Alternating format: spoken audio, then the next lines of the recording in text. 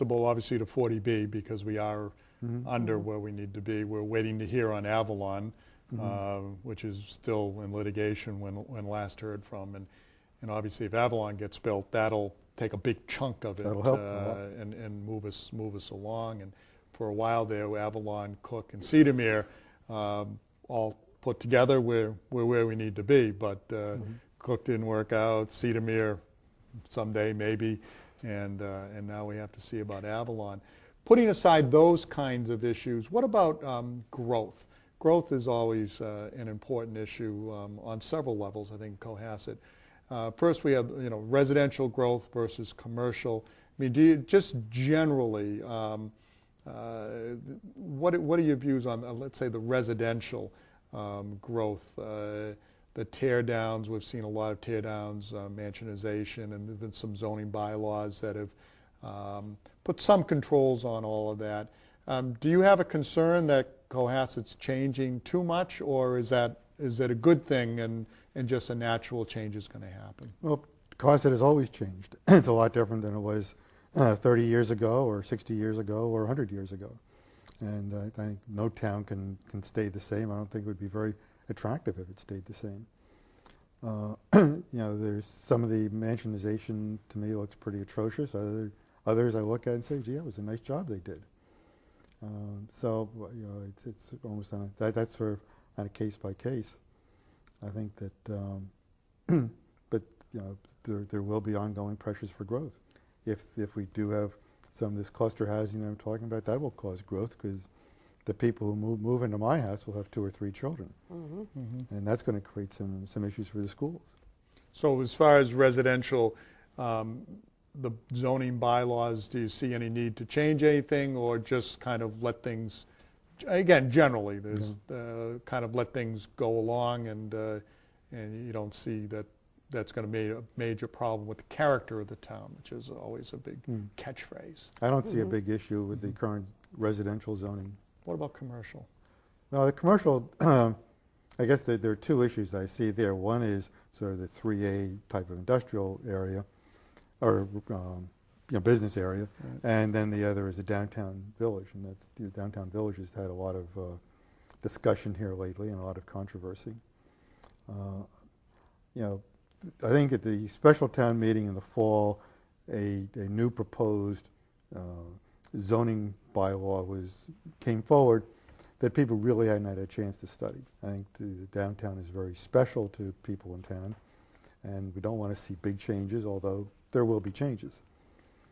What I would, I guess one of the current proposals on the table is to bring this consultant in, have him study it, give us a report, and then I would like to see a lot of discussion within the town take place maybe during the summer and fall, and then come together with a new zoning bylaw for downtown that would cover that and maybe solve it for a while. Don't forget, we're dealing with a zoning bylaw that's only 3 years old that is already under pressure to change.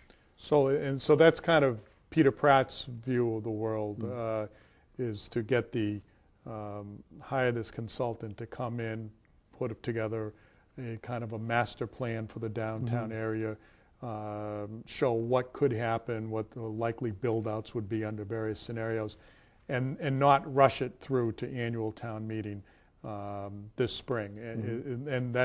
So that's the view you identify with, and then talk about over the summer, and then at special town meeting, we're ready to vote. Well, we have to give the developers something. I mean, people in good faith have worked hard to create interesting and I think good proposals for downtown. The one right in the heart of the town I think is a great idea. We have to give them some hope that they're going to get, be able to go forward. I think there ought to be a real commitment that there will be a decision made at special town meeting. Not that there's going to be study and analysis paralysis, and it'll go on for another 3 years. So it's special, but annual is too soon. I think it'd be hard to get it done by March 31st. If it could, that would be even better. But I think there ought to be some real serious discussion around the town. A lot of opportunities for your show to get all these issues out there. I don't think it's a good idea to be changing your zoning laws every 3 years. I think that whatever does come forward, I'd like to see that there be on-site parking. If you build a lot of new residential development downtown and take away all the parking places, that's going to ruin the merchants. You can't guarantee that all those cars are going to be out of there during the daytime when shoppers want to come in. You might get some retired people move in there, and the cars would be there all day long. Right. So I think you've got to answer that issue. Whatever we come up with has to have on-site parking. Now, there obviously are many, many other issues that people in Cohasset will be concerned about, and of course we don't have the time to cover all those. So, but tell people a little bit about your campaign and ways that they can either get involved or get to know how you stand on your issues. Do you have coffees planned? Do you have a website? Well, we do. We are planning a number of coffees. My wife is doing the hospitality on that, and she's already lining people up. Is she making Swedish meatballs? Upon request. Great. I'll be at that one. I do have a website, Carlson for Cohasset. Carlson4selectmen.com. It's up and running. It has a number of my position statements on there. It has a bio, has a place where you can sign up to support and also to contribute. And I'm going to be activating a blog soon to try to get some discussion going about some of these issues. And so I think that's a good way. You can call me. I'm in the phone book to see how you can support me or criticize me or whatever. Well, great. Well, great. Well, I want to thank you, Paul, for coming on the show, and hopefully we'll see you again, or maybe in your mind, hopefully we won't, in the sense that we will be offering the Selectmen's debate if we have candidates that will be coming forward to contest your candidacy. But I want to thank you for coming on the show and giving viewers an opportunity to get to know you. Well, thank you very much for having me, and I hope we do have a contested election. I think it would be the best thing for the town. Enjoy the campaign, Paul. Thank you. Thanks again.